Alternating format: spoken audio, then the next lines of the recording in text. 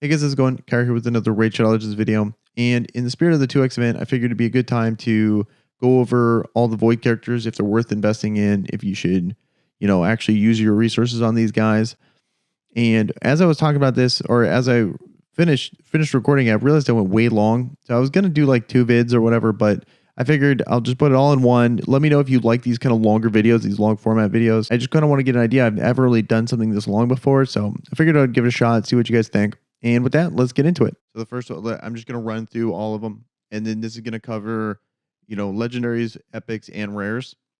So the first faction, let's just go over Bannerlords. There's really not that many in here that are worth investing in. It's going to be 2, and they're only going to be legendaries. And it's Reglan here. She's absolutely incredible. I've been seeing a lot of her. She got buffed, and then she got buffed recently, and she's been in a lot of arena teams, especially. Because she has something very unique, which is her revive is only on a 2-turn cooldown, which is really good, especially in how the arena is going with Tormund and how tanky he is. Having this 2-turn cooldown makes it really tough to actually make sure someone stays dead, because all the high priority targets you're trying to kill, but then you have a very small window, and you got not only deal with their threats, but then also kill her, and then also take out the threat again. So a very good move. And then especially when paired up with someone else, like I see her paired up with Molly Tankard a lot. She has another revive too, so then they kind of really work off each other. So very good character. If you pull her, super awesome. I'm jealous. Also, like another cool thing, she has a really good base speed. Like her stats really help benefit her. Really play to her strengths as an arena character. So that's also really cool too. And then she has a 3-hit on a 1. And then it's just everything about her in arena. Like this did get nerfed with Tormund, which is, fills turn meter of 3 random allies, which is not great. But having the revive here is awesome. Not only does it revive them, it revives them with a lot of HP and a full turn meter. So like a lot of people are using like Cardinal and stuff like that. She's also, which we'll get into, she's also a Void. But the full turn meter is a big deal. It's not like they're gaining full turn meter. It's like and a full turn meter. So it avoids like Torment. This move is good. A little bad that it heals them too, the heal amount, but the removing debuffs is great in this meta, especially, like against characters like Hegemon, stuff like that. You can take her in with high resist. She cleanses the team. If you're unfortunate enough to place a team with like Hegemon and Torment, the heal could be an issue, but the move's just so good, especially on such a good kit here, that I think it's worth the risk. And then also, lastly, in Bannerlords is going to be Baron here. Just really high, like good damage character. It did get nerfed in a recent patch with his Sky Piercer damage, but this move hits like a truck. There's a whole bunch of stuff online you can just look into on how hard Baron actually hits for. But he's mainly just an arena burst character. Super good. Also, when it comes to arena burst characters, I really like them being Void because they don't have a chance for like weak hits, which is really important. So then pretty much it's going to be Sky Piercer attacks enemies, there's pure damage, and then we'll ignore shield and block damage buffs, which is great. If you're facing like Rush Guard, stuff like that, that's a common person that you'd actually face with block damage. Can't really think of anyone else in arena that's popular that will have that move. Shields are, all over the place in arena with, shield sets or characters like Valkyrie and stuff like that. Valkyrie, Warlord, all have shields built in. So just a great move. All of his moves have a chance to unlock this move. Also, his A1 hits like a truck too. So he's just an overall good character that did get nerfed, but does his job. Drawback to him is he does have a very low base speed, which is unfortunate. But other than that, just does his job, does it well. Doesn't really have much use out of that. And so let's go over to High Elves. Arbiter. Everyone knows about Arbiter. Great character. You get her through the missions. Just super good in all aspects of the game. There's really nothing that she doesn't really fit with. If anything, the only thing it would be like counterattack. If you run a counterattack comp, she doesn't really fit with that. So you'd have to run a very specific speed comp for her in Clan Boss. But other than that, every dungeon, she's in every single one of my dungeons. She just brings an overall utility that really, if it doesn't speed up your run, it at least makes it more consistent, with her being able to revive on a relatively short cooldown, because she goes so often, especially if you have like certain masteries on her. Like what I like to do is I got mine here. Since I'm never going to run her in Clan Boss unless, something changes, At least for the time being, I'm not running her in Clan Boss.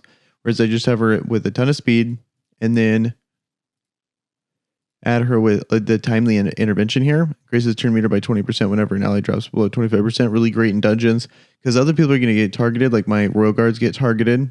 Also really good in faction wars. It makes sure she goes a ton, and then constant revives, constant heals. Really cool, really useful ability in Arena 2. I mean, if like all the AoE damage, people drop low, you have timely intervention, she gets a whole bunch of turn meter. Yes, it doesn't really work against Tormund, but against anyone else, that is a pretty useful mastery to have. So Arbiter is definitely worth investing in. Ethos is another really good legendary, but very one-dimensional. He has attacks on enemies. Attack is always critical, and then it also has a very high damage ratio. That's why people use him in Arena as just a pure nuker. Also, the benefit is if you know not having since this attack is always critical, the benefit is you can really focus fully on crit damage, completely ignore the crit rate stat, just go a whole bunch of crit damage, a whole bunch of crit, or a whole bunch of speed, and you can just really get off a massive nuke and just wipe the team. So very, very cool. His other moves are kind of meh. Also, it's on a 4-turn cooldown, so like you'd think he'd be kind of good as a dungeon farmer, but since his moves are so his usefulness is really based on this move here. I don't really like him in dungeons. It's just very slow. Like if you don't really have any other characters besides him, like let's say a newer account and Ethos is one of your first pulls and you really kind of rely on him a lot, then yeah, book him up and then you can use him there. But there's better characters for that slot in my opinion. Okay, and then we got Bela here. He's the last high elf. He's okay. He's not great. He does have a very unique ability in the sense that he has this decreased defense and a 25% weaken, which is very rare. I believe only Dracomorph, Venus, Rosin, and him have this ability. There could be others that have this combination of two. Kill someone, he gains increased defense, but this is really good in Clan Boss, especially since it's on the one enemy type, not like the AoE ones like Draco and Venus is. But that's really good in Clan Boss. If you don't have that, you pull him. I mean, he would be. That's kind of where I'm seeing about using him. Also, he increases, in crit rate. That actually does kind of help in Clan Boss. Like there's a viewer on my Twitch streams. He hypes this guy up. He does pretty good damage in Ultra Nightmare Clan Boss with this guy. Like just being able to stack weaken and defense down on one character is really nice. And then in addition to that, he's giving everyone else crit rate, which actually really adds up. For people getting 30% crit rate is pretty sweet. But other than that, he's not crazy. He's not like what he's definitely going to be mid to low tier when it comes to these Void, especially the Void legendaries. But I just want to highlight that because he's not terrible. And since you're taking him to Clan Boss, kind of the issue with him is he's an attack-based character, so survivability is going to be a little hard on him. But he does have a very good base speed, which is great. So that's another benefit for him. And then these two characters, Exemplar was a fusion character, just kind of okay, nothing really that good. There's definitely a lot of better characters than Exemplar. Definitely a lot of better characters than Battle Mage or Battle Sage. She's okay. She does have a 4-turn revive on death, and then has attacks all enemies on A1, and then removes all debuffs on all allies, which is kind of cool, kind of unique. It's just, she's just very solid, very overall okay, but there is better characters that fill these kind of roles. So nothing too crazy, but a very solid character. If you pull her early, I would probably, if you pull her early, I'd recommend investing in her. But if you are kind of later into the game, she's definitely would get replaced by quite a few characters. Okay. Now, Secret Order, we got a lot of good Voids here. So pretty much every single one in Legendary and in Void are really good here for different levels. We got Sir Nick, I think one of the best characters in the game. Probably one of the best, if not the best Void to pull early. If you want a really good carry that gets you through a lot of content, it's going to be Sir Nick here. Just everything about his kit's amazing. His A1 hits like a truck. He really scales hard. He's an HP scaling character, and all his moves are damage based on HP. And then his damage numbers are insane for to be able to be so tanky with HP, and then all his moves just work off that really well. Like for example, Harvest Jack is another character that is based off HP, and he doesn't come anywhere close to the damage numbers that Sir Nick pulls. Plus, with that, just every single move is just so much utility, so useful. Obvious, if you get him, you're going to immediately want to 6-star him. Great character. And then Venus, cool that so I pulled her. She's nuts. She completely changed my account. I use her literally in every phase of the game. She probably has some of the highest utility out of any character in the game, if not the highest. She's one of the few characters that, has just reading her kit is just dumb. The amount of stuff she can bring. She has multi-hit A1 with a 5% poison on a hit. She has 100% decreased defense and weaken on an AoE. She has HP burn on AoE. And then she has, a unique move with Cupidus, but Cupidus is not that great, but still just nuts. She has an aura that's, you're probably never going to use. She has one of the highest base speeds in the game at 112. So just absolutely amazing character. Definitely takes the roles of multiple characters and combines them into one, which really opens you up to do a lot more things. So if you pull her, be super excited. She's by far my best character. I use her literally everywhere. She's awesome. And then lastly, then we got the Void Epics, which are also pretty good. So we got Cardinal. I've been seeing a lot of Cardinal being used in Arena. Very cool kit. I can see her Faction Wars, but that's, pretty much if you're going to invest in a character, people always just say Faction Wars because, but whatever. So it's this based on this move here, which is revives all dead allies, heals them by 25% of the max HP, and boosts their turn meter at max, which is great, on a 5-turn cooldown. And then she also has a couple other support moves here, which, mainly... so here, let's check her A2. Kind of an okay move. To be honest, this move, there's a lot of better moves out there. It's a single target increased defense buff for 2 turns and then heals them. Nothing too crazy there. Usually, it's on a 3-turn cooldown, which is kind of nice, but other than that, it's really not that great. It's mainly about this move here. Pretty much, you could probably use her in dungeons. You can use her in arena, but that's about it. She's more of high level arena. You're trying to find an advantage. I've been seeing people use her as a way to, counter certain teams in higher level arena. But when you get to high level arena, you're not using your same 4 characters. You have multiple characters in there that you're going to be switching in and out, and she's one of them. So for most people, unless you're super early and you don't have any better characters, or if you're super late game, those are going to be the times where you want to invest in her. But in mid game there's probably better characters that you want to focus on, that are going to be a lot more well-rounded than she is. And then lastly, we got Lightsworn here. Very good character, super solid, great clan boss character, solid carry in other areas of the game, but mainly going to be for clan boss. And he has a 3-hit A1, then he has decreased attack, but on a 3-turn cooldown, and then also has increased defense buff. So if you're lacking in that, especially for clan boss, or mainly for clan boss, lacking in a decreased attack or an increased defense character, this is really good. There's better versions of these 2 things to bring for your team and clan boss, but having them packaged on one character is going to be really awesome and pretty clutch if you're looking for that kind of stuff. Okay, so now Barbarians. Void, we got Turvold, very cool character, but definitely needs a lot of support around him, and he does kind of fall. He's just a very high damage dealing character, really fun. It'd be super cool to pull him just to try him out and just see how good he is. Definitely needs a lot of support. You really need to focus your entire team around him if you want to make him good, especially in clan boss. His damage is very unique in the sense it's not really off poisons, but it's off of he buffs himself. So let's read his kit really quick because it's unique and it's cool. So his A1 is attacks one enemy 2 times, has a 55% chance of placing a 25% weaken for 2 turns. But then here's where the main part of his kit is where what he does is he buffs himself. So places a 50% increased attack, 30% increased crit rate, and then a 30% increased speed buff for this champion for 2 turns, and then grants an extra turn. So with this extra turn, what you'll do is use A3, which is attacks one enemy 2 times. Damage increases according to the number of buffs on this champion. If the target is killed, resets the cooldown of the skill. So you're going to be using this as a clan boss. You definitely want to book it down to a 3-turn cooldown, and then book his A2 down to a 3-turn cooldown, so you're constantly using it when it's up. And then and then you want to add a whole bunch of people that have the buffs that he doesn't give himself. So then he's massively buffed up. Preferably the clan boss is going to be weakened and defense down, and then he just hammers the boss and goes crazy.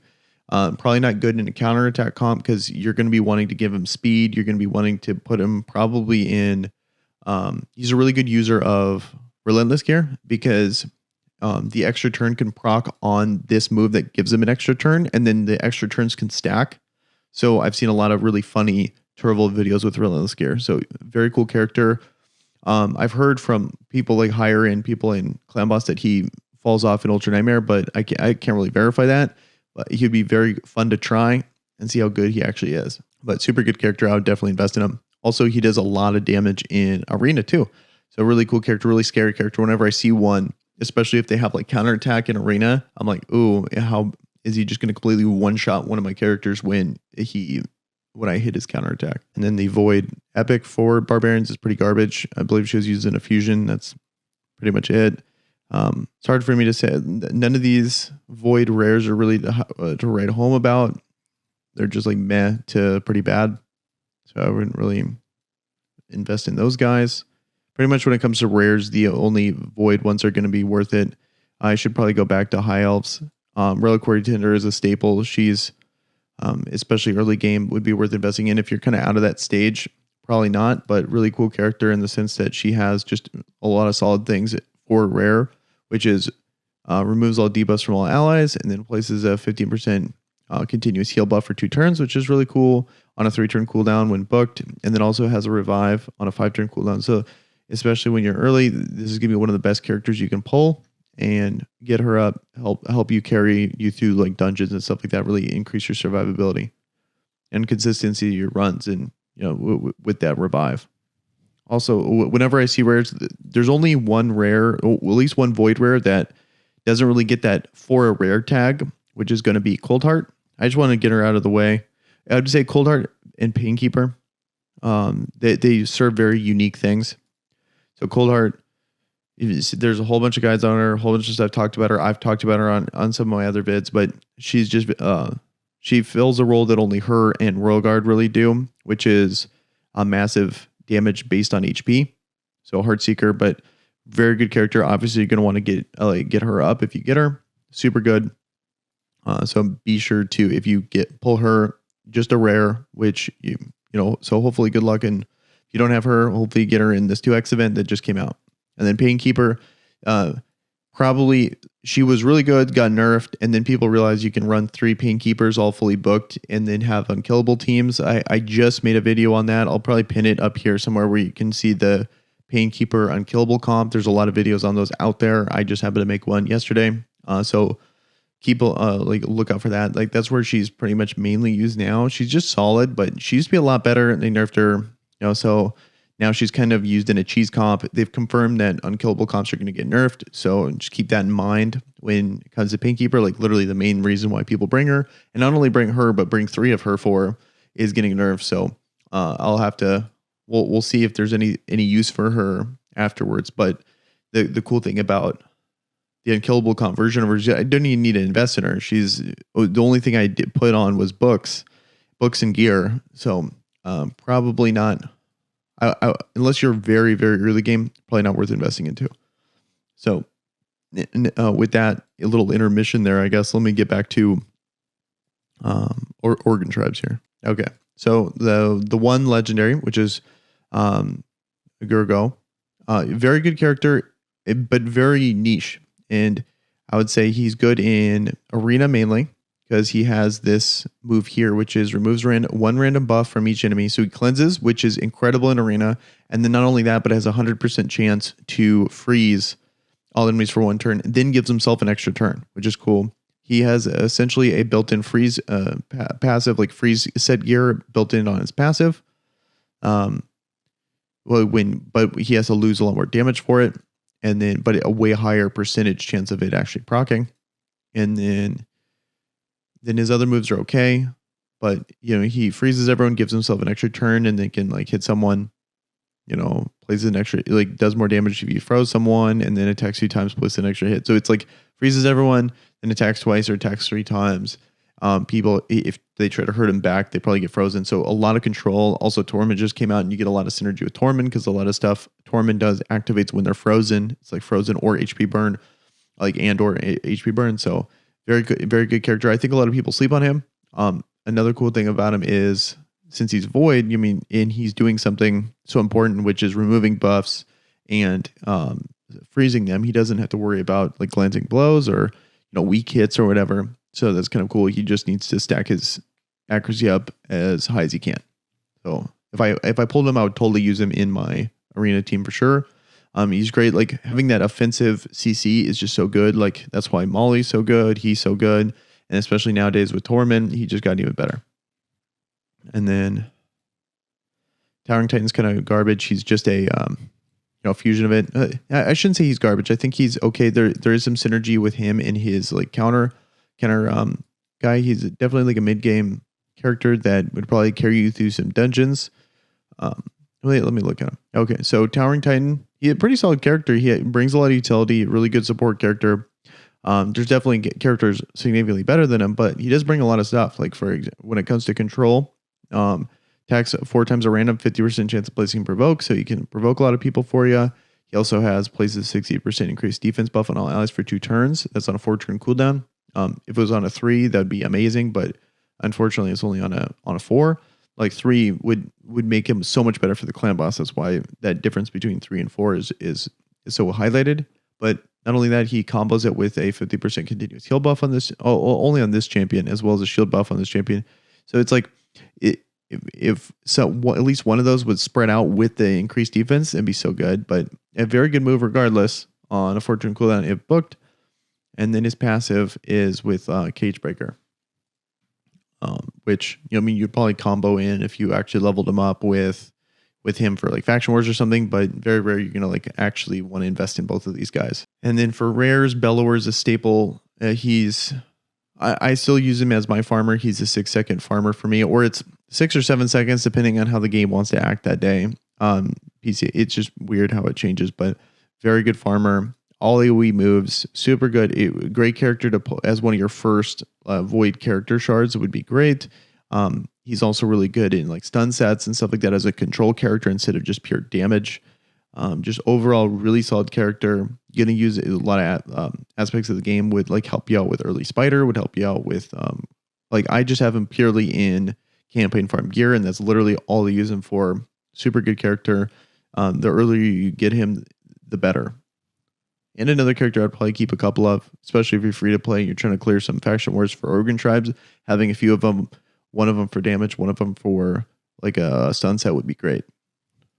And then the potato guy here, he's really not that good. So I'd dodge him. I think I skipped Maneater. Maneater's great. He's a really good character I've been seeing him a lot in Arena, and I've been seeing him a lot in Unkillable comps. Like that's really where he got, like people really started to pay attention to Maneater is his Unkillable comps. And so because it's getting nerfed, it's hard for me to really rate that as a really cool thing that you're going to want to pull him on. But in the meantime, while we still can do it, it's very cool. But he is, even regardless of the whole Unkillable comp thing, I see him a lot in Arena. And I think it's because, well, Unkillable obviously, but then the block debuffs buff is a great buff to pair with that Unkillable, and it really adds a lot of survivability to your team in Arena. You're just a solid character, definitely a support character. You want to fill him out with like other good carries and stuff like that, but a good character nonetheless. Even if he does get nerfed for Unkillable, you at least find a home for him in Arena. And then he does have a pretty cool move here. It's an AoE decrease attack, which really helps if you want a good control character for dungeons, like when you're really starting to do your like early dragon, like when you're really making your push for higher end dragon content, or not dragon, but like just dungeons in general. Having this AoE decrease attack is great on a A1. So he's going to get a lot of support for you. Like even if he completely is useless on an Unkillable comp in Clan Boss, he's still a very good character. Lizardman. So we got Chris here, super good character, one of the best void legendaries in the game. Just does so much for you, for your team. Definitely, he's also in a lot of like the super tanky resistance arena teams. His passive completely, is hard countered by Torment though, which is kind of funny, but at the same time, he's just very good. I think everyone wants him. I think everyone use him. He's usable in almost every facet of the game. Just a super good character. You should be very excited if you pull this guy. And then This dude's super bad. You can fuse him though if you want him. Fusion material. This guy isn't too crazy. So Lizardman literally have one of like the absolute best Void legendaries in Krisk, but then these guys are kind of meh. And then now Skinwalkers, we got Basher, which is garbage. He was a fusion material for Torment, I believe. But other than that, pretty bad. And then this guy also bad. And so Skinwalkers were pretty easy. We got Agnar, literally the best character in the game. I'm just kidding. He's awful. Probably one of the worst Void legendaries you can pull. And then, so like, hopefully, he buffs him. But, or hopefully Plarion buffs him. But, what can you do? And then he has attacks one enemy 2 times. He does like kind of an interesting thing. He does have a unique thing about him where he's one of, if not the only character. Please correct me in the comments down below if I'm wrong here. But I think he's one of the only characters that has an AoE reflect damage buff on all allies for 2 turns. So if there's any piece of new content that like, oh my God, reflect damage is the best thing you can possibly do for this dungeon, tower, new clan boss, whatever, he's going to be God tier. But because he's, 3-turn cooldown. 3-turn cooldown, reflect damage for everyone. But until then, he's riding the bench hard. I think, so super bad character. Hopefully don't pull him. That's going to be one of the main Void legendaries you're going to want to really hope you don't get. But right next to him is Warlord, who's amazing. I think he's definitely one of the best legendaries in the game. I think a lot of people for a long time were really overrating his, increased duration of debuffs for clan boss. I think mainly where he really starts to shine is arena. And then after that, he's a really good like carry for dungeons, especially when you're first trying to beat the dungeons. He just provides so much so much survivability for your team with his shield and his block debuffs buff. That's where he's going to be really good. And then also he's just very good in clan boss, but this doesn't proc that often. It really doesn't. I've been watching a lot of footage of him. I mean, I haven't pulled him, but I have a friend in Darth Microtransaction that has, and we've ran a lot of keys in clan boss and it doesn't proc that much. And I had a feeling it wouldn't proc that much too, because I pulled Golden Reaper and she has a 50% when fully booked to proc her, proc the cooldown reduction on her A1. And it really doesn't happen that much. You would think 50% would be enough to it actually matter. But the issue is that you're going to be wanting to use, so you have A1 goes and it's only a 40% chance. And then you're going to want to use this move. So the moves that are here, like, so in clan boss, you just want to use his A1 and his A2. But you're always going to be prioritizing this move over this move. So you really don't have as many opportunities as you would think you would have because you're constantly proccing other things. If you have counterattack, yes, it can go more. But when it comes to a buff extender, he's not amazing. Like Vizier and him, like they're not even comparable. Vizier as a buff extender just blows him out of the water.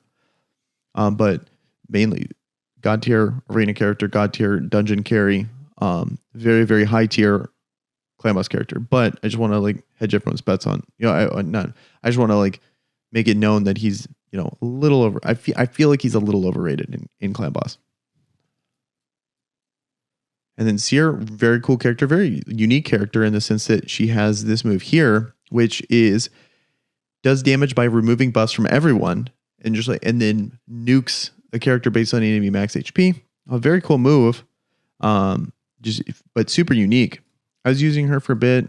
And she also has a cool move here, which is places 30% increase crit rate buff on all allies for 2 turns. It places a 25% weaken debuff. So having that crit rate and a weaken debuff it's kind of a cool, unique combo.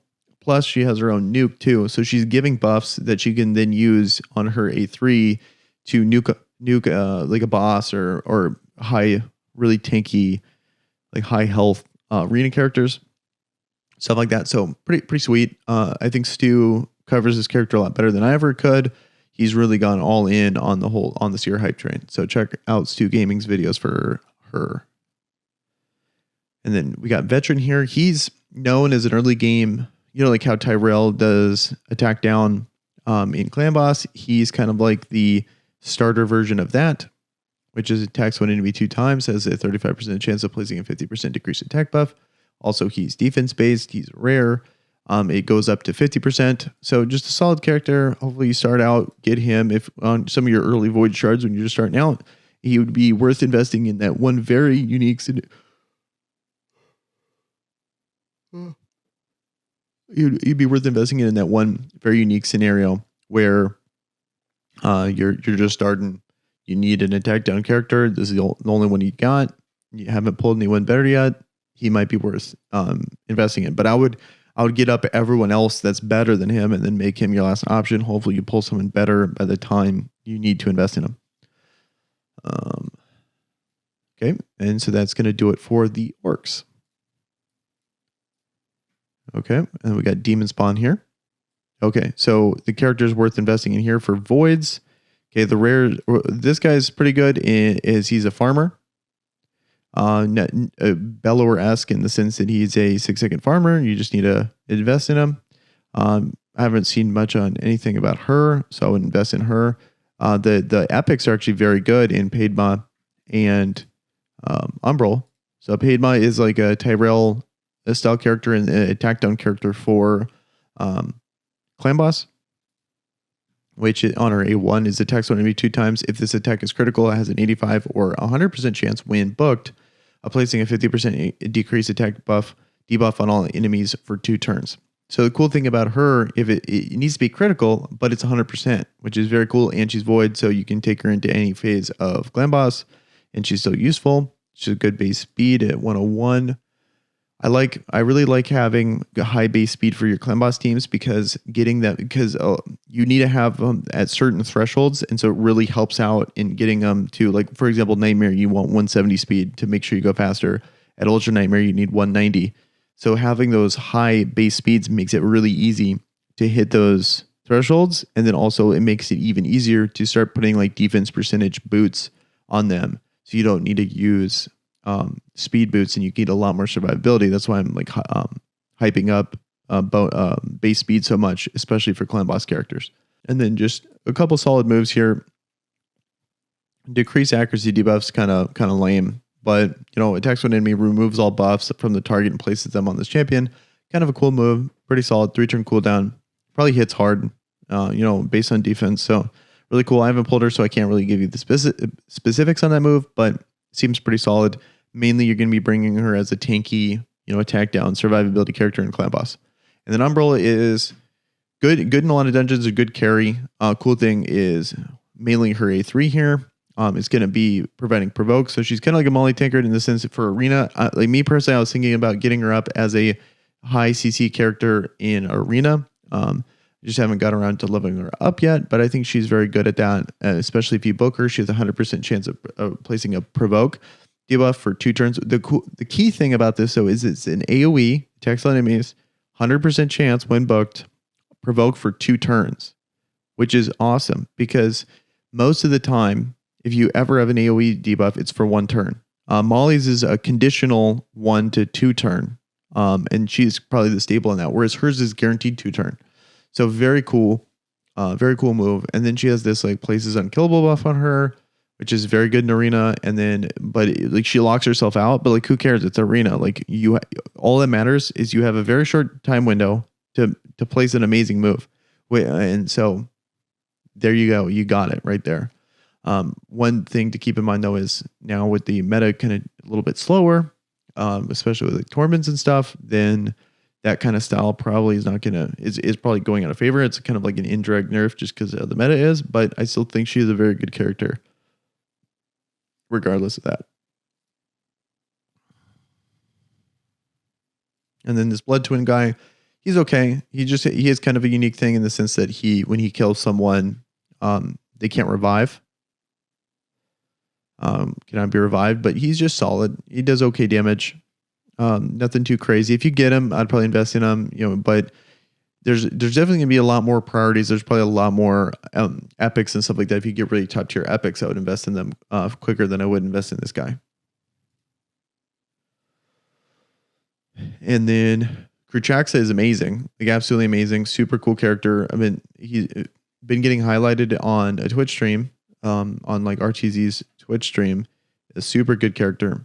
Attacks for enemies 4 times, ignores defense. So ignoring defense is really great on like Fire Knight, and then really great in Arena. So just completely one-shots characters. Like not only to back up the 50% ignore, you need to have good modifiers. So she has very good modifiers. Hits like a truck. Put her in savage gear. Just doesn't matter. Just put her in high damage gear. She's gonna go ham. Both of these moves do a ton of damage. Very very cool character. Very cool character. Would be good since she hits 4 times. Obviously very good in Fire Knight, and then also in Arena too. Just based on how much damage she does, like shreds tanks. Doesn't matter.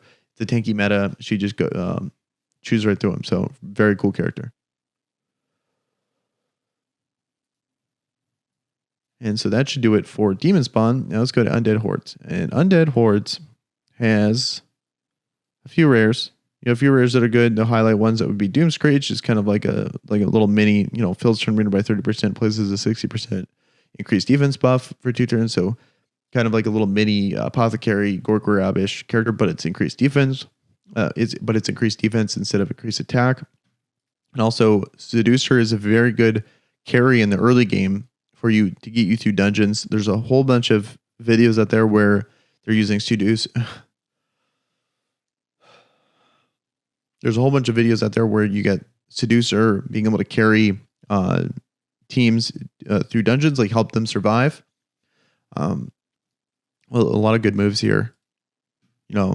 Has 30% increase defense buff for 2 turns, and then a block debuffs buff for 2 turns on all allies, and then it also has 50% ally protection buff. So not only is giving them defense up, even though yes, it's the 30%, not the 60%, still very good. And then it places ally protection buff on allies for 2 turns, and then a block damage buff on this champion. So not only is he just negating 50% of the damage, but he doesn't even take any damage. That's if you run Temptress. So with Temptress, he becomes a way better carry. Okay, so all right. So then now we got Seducer here, very good character.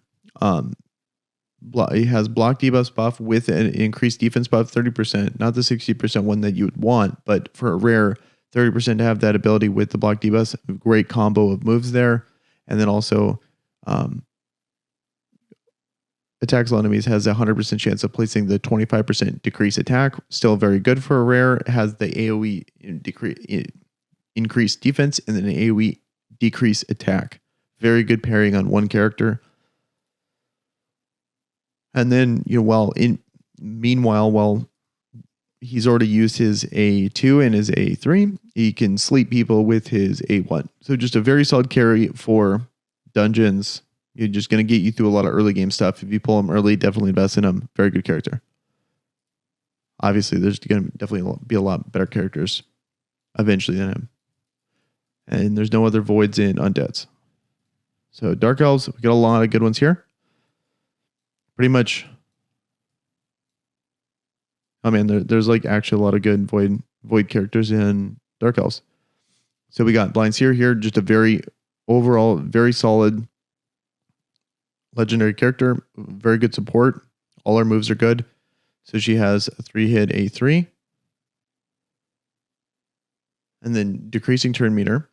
So she decreases turn meter on A3, really good against bosses and stuff that actually can get their turn meter manipulated. And then has A2, which places a shield buff and a block debuff buff on all allies for 2 turns. This block debuff buff is getting more and more popular, especially in Arena. A lot more debuffs are flying around. Being able to have this is awesome. And then having the shield proportional to this champion's HP, it's a pretty solid shield. And then lastly, her very good move here, which is revives all dead allies to 35% HP. Places a block damage buff on all allies except this champion for 1 turn. This champion will receive damage equal to 25% of their max HP. This will happen even if it kills this champion. So just super good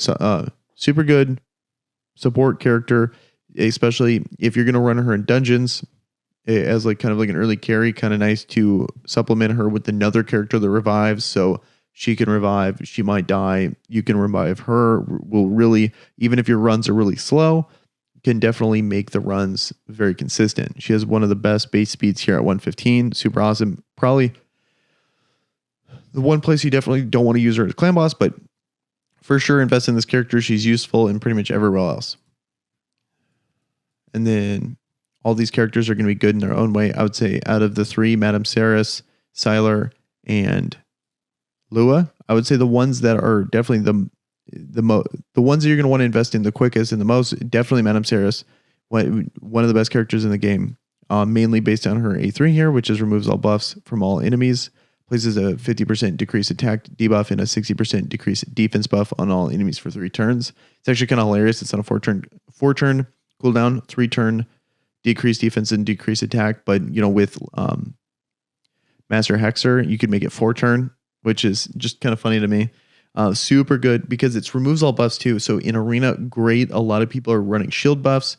That Chris guy gives a massive shield in the beginning. If you're facing him, she just strips it right off, strips that, and then not only that strips it, but then decrease attack, and decrease defense. So they went from having a shield and normal amount of defense to no shield and 60% less of the defense. So it's such a good move. That move alone makes her amazing. Then she has a passive that's really good that when it's hit, puts fears on people. She has her A3 here where she's block debuffs buff, can steal buffs. She's just so good. Such a good character. Definitely invest in her. Don't even hesitate. 6-star her very quickly. And then let's just move on to Sylar. Like she's like a lock-in you definitely want to invest in. Sylar's another very good character in the sense because she's one of the unique characters in the sense that she has this AoE remove turn meter on a 4-turn cooldown. It's just a very solid move in a lot of aspects of the game. Pretty much she's going to be useful just like how Madame Ceres is. They're going to be pretty much useful everywhere except clan boss. They're definitely not clan boss characters, but arena, dungeons, especially like all these, there's no place that they really shine in. They're just really good support characters that you're going to want to put in both of those places. Just dodge clan boss. But this is a very cool move here. And this decreased turn meter of all enemies by 40%.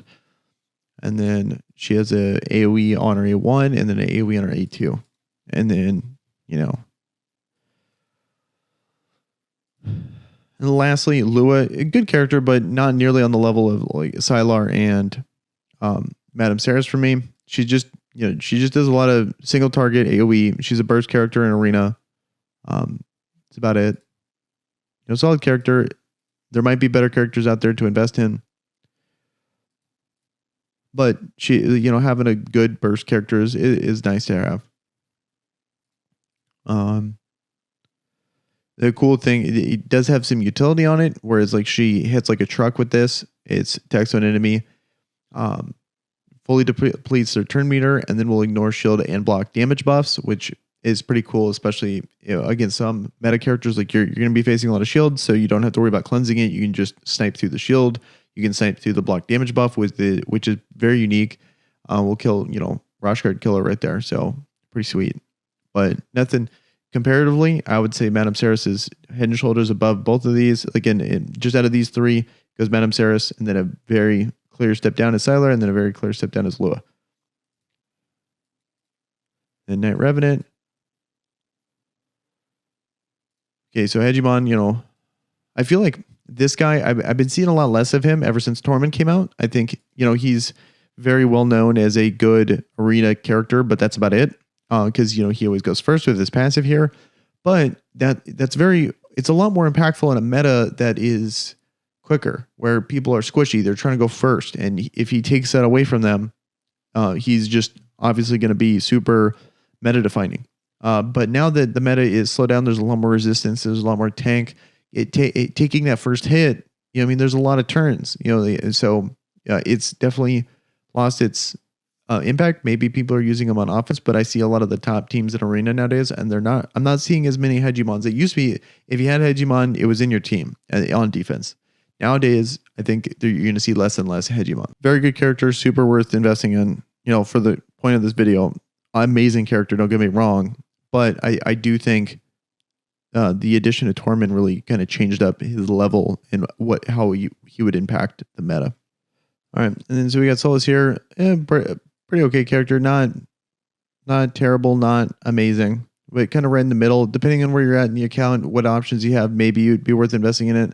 But eventually you'd want to get him up. But he's not like a type priority.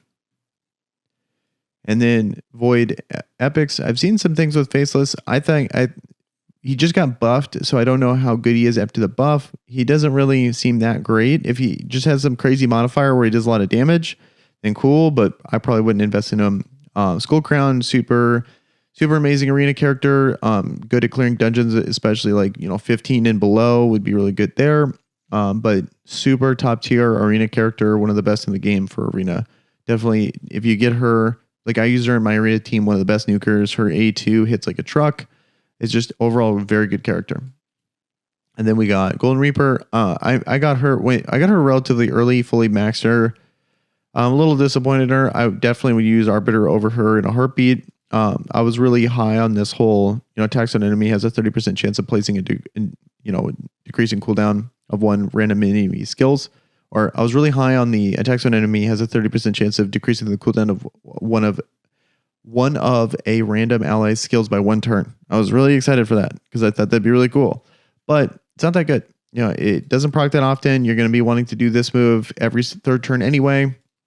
Or my bad, you're going to want to do her A3 a lot. Her A2 is really good too. So there's a lot of her kits competing with proccing this a lot, even with counterattack. And then a speed boost character doesn't really work well with counterattack anyway, because then it messes up with your loop. So then she's not really gaining the benefit of counterattack to proc her A1 a lot.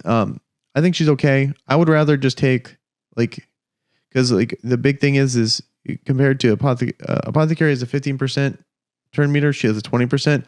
In most situations, I just like the 30% turn meter boost of Arbiter. Just a lot more. Just give me more turn meter. So she's good. But I'm a little bummed out by her. If you have Apothecary and then you pull her, definitely just max your Apothecary, because Apothecary is so much easier to gear, so much easier to fully book than she is. She's complete garbage if she doesn't have at least this book, but she has a whole bunch of potential other things to hit here. So it's a massive investment to get Golden Reaper. If you're in a very rare situation where you don't have a counterattack, you don't have Apothecary, but you do have Golden Reaper, then yes, I would invest in her. And then Whisper, brand new character. Want to play test her. She looks very interesting because she has this 10% chance of granting an extra turn whenever this champion lands a critical hit. I think and then increases damage inflicted on bosses by 20%. I'm really excited to try her in Clan Boss, because she's going to we're guaranteed to get her if you have Amazon Prime. And then also, and she's just I'm really excited for Turvold. If ever pull Turvold, I'm going to be pretty stoked. But she's kind of like a little mini ghetto version of Turvold. So I hope there's a couple things about her though that seem a little better, in the sense that it's this move here, I believe. Okay, yeah, it's her A2, which is attacks on enemy, places a 50% increased attack buff on this champion for 1 turn before attacking if this target has a higher max HP than this champion. Will ignore defense if this target is under a weakened debuff, which is crazy. Ignore defense, you're gonna do so much damage. Ignoring seeing Kuchaxa, how hard she hits, and she ignores only 50%. Imagine ignoring all of the defense. Here's a perfect example of a character that ignores defense that hits like a truck. Is this guy right here, Blood Gorged. He has this move here, which is attacks on enemy, will ignore defense. He just smokes people. He just snipes torments. So his is not unconditional, which is very cool. It's literally just, hey, pick one and they just die. Whereas her needs weakened, so she does need some setup. So, which is fine. And with what it looks like she's built for, which is for beating bosses, where literally the whole point of your comp is going to be to support a character like this. So it's fine. But even in just seeing how good ignore defense is already, I think there's a lot of potential for this character. And then she has so many opportunities for relentless gear. So I can just imagine placing her in a team, speed team, relentless set. She's going a whole bunch. She's proccing her passive a whole bunch. She just gets a million turns. She's going to be proccing this a whole bunch. I think she can do a ton of damage. I'm really excited to try her out. Okay. That's it for Night Revenant. Oh, we're almost done. Okay. So now we got Dwarves. We got Tormund. He's very good. He was the fusion character. Super good. I think a lot of people he's very good in arena. I haven't really found a use for him anywhere else. I mean, he's okay in Spider. I can maybe, but arena only specialist, very good. Changed the meta. Super good character. This guy, I pulled him. I haven't leveled him. I wouldn't invest in this guy. Very interesting kid for Fire Knight. But the issue with him is, okay, so his whole gimmick here is places a counterattack buff on this champion for 1 turn at the start of the round, places a counterattack buff on this champion for 1 turn at the end of the round. But the issue with this guy is he's an attack-based character. Every single attack-based character is super squishy. And so the whole point of his kit is to base himself on being able to counterattack. And then he has good moves. Like this move would be great in Fire Knight, which is attacks an enemy 2 times. Each hit has a 30% chance of placing a 100% heal reduction debuff for 2 turns. So it's like, he's going to attack twice. He's always going to counterattack the Fire Knight. He has a 3 hit on his A2 that places a shield buff on this guy. So then, but I don't want my attack-based character to base their whole kit around getting attacked. It's just backwards. So I don't like that guy. Gala Longbraids is cool. Her kit reminds me of Kruchax's, but just not as good. And so she has like a truck. I've hit well over 100k with her A2 here. Solid character. Definitely not. You really start to appreciate Skull Crown when you put her in your arena team, and then people go first. And all the times that Skull Crown would die, you don't really see it because she just has unkillable. Whereas Gala Longbraids will just die. And so like I was thinking like it would be kind of cool, but you really got to make sure you're way faster than them. And she gets her move off, and then a lot of her moves are pretty conditional. So it's like, we'll ignore 25% of the target's defense and grant an extra turn if this champion has full HP. But if they just get a little bit of damage off you, then she won't get the extra turn. So it takes a lot of, she's very fragile. Like if they ever just mess with her just a little bit, a lot of her utility falls off a cliff. So you got to have a lot of support for her. But at the same time, she is very good. Not great. And she's okay. I'd say she's okay. Tentatively I probably wouldn't invest in her. If I what I know now, I would say she's like solid at best. And that should do it. All right. Well, I think that covered it all. I wish you all good luck in your 2x pulls. May RNGesus bless you with amazing legendaries. And if you like content like this, please consider subscribing. And you guys have a good one. Peace.